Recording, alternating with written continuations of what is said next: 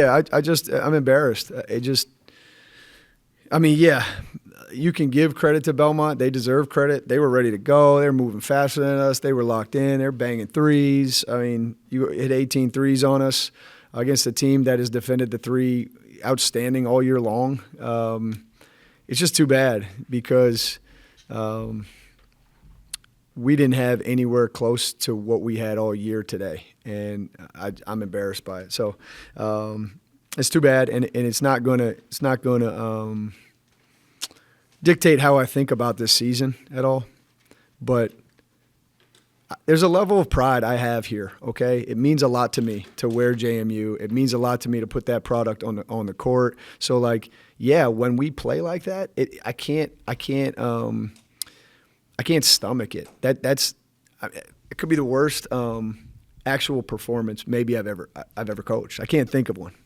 So it hurts, but I'm trying right now at least to see the bigger picture, which is we're sending 6 seniors off and that have sacrificed a lot for us. So that's the part that is the bigger picture.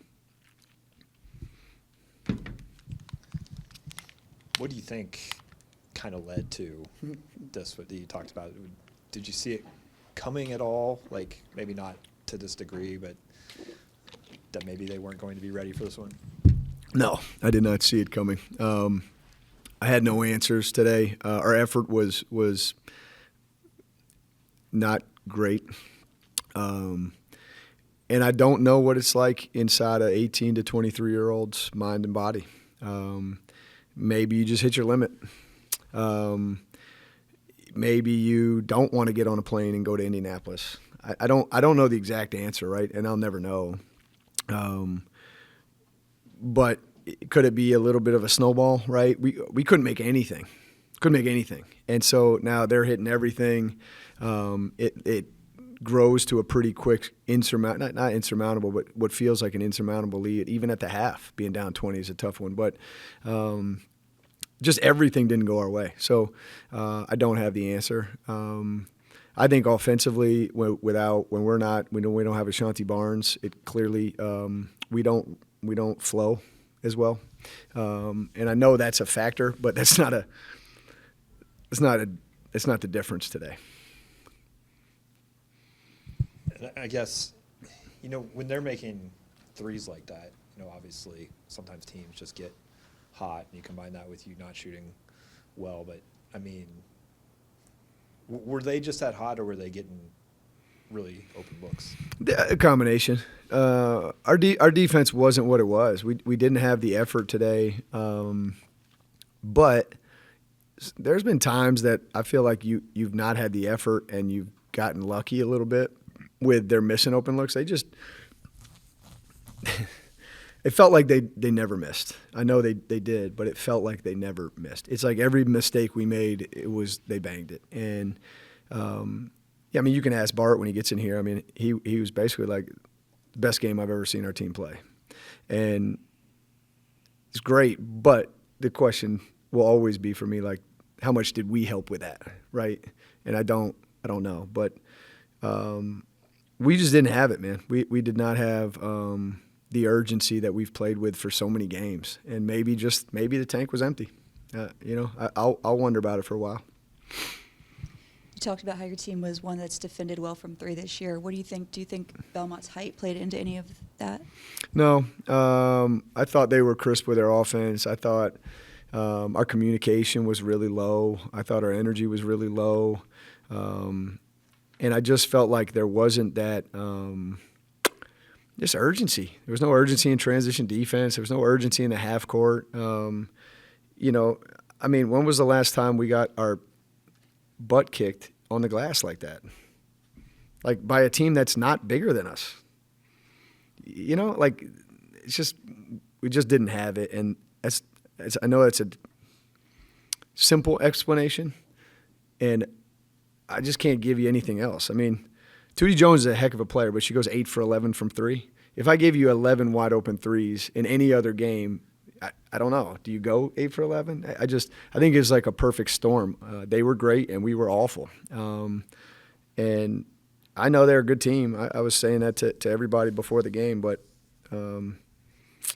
that's as good as I've seen anybody play. It's hard. I'm not giving you any answers, but.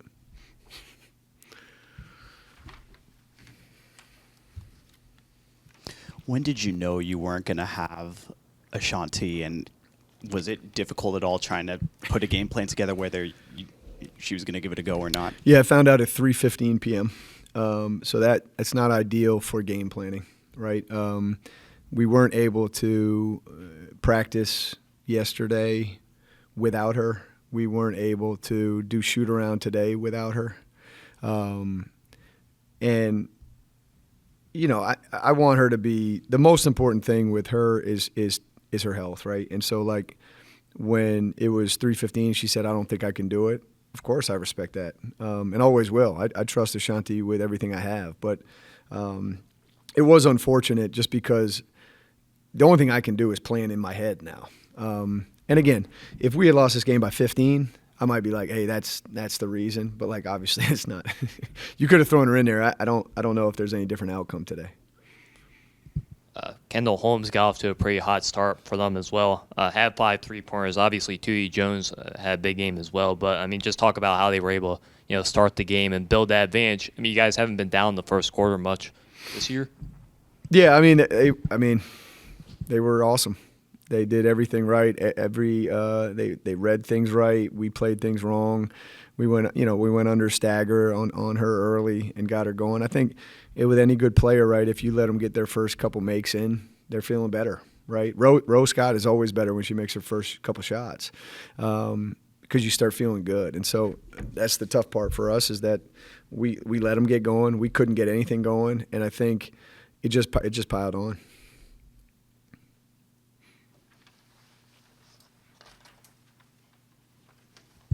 This isn't the way you wanted to end your season, but can you just talk about the 6 seniors that you're sending off and also just the season as a whole?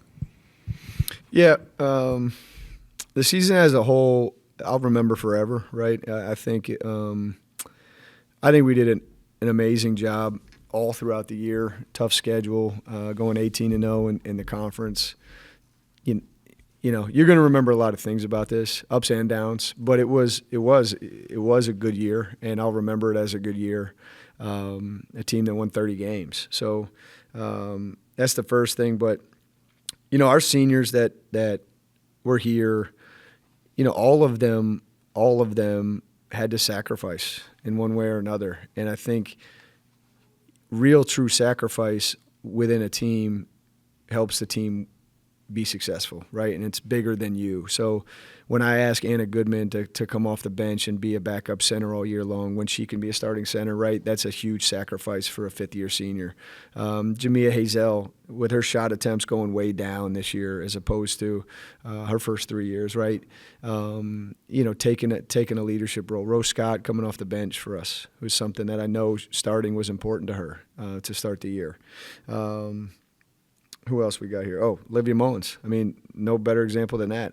Started for us half the year last year, and again had some injuries this year, but wasn't ever even shoved back in when she was back from injury, and so she sacrificed for the betterment of the team.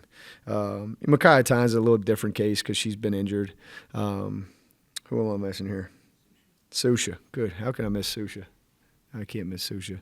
I think Susha made me a better coach. I think she really challenged me to continue to push her, and she wouldn't take it any other way, right? She wouldn't take if I wasn't pushing her, if Coop wasn't pushing her. So this group means a lot in a lot of different ways because you have Anna and Jamia that have been here 5 years, right, and have really carried the culture through. You have Ro and Liv that have been here at a short period of time. Micaiah had an injury and wasn't able to be as involved as she wanted to be. So everybody has levels, right, and it's hard to lump them together because they all meant so much to this program in different ways, and it's just too bad that we gotta finish it like this, right, because. I would say they deserve better. They deserve better than that, right? There's a lot of good in those 6, and it's too bad we had to go out like this. But life will get harder than this.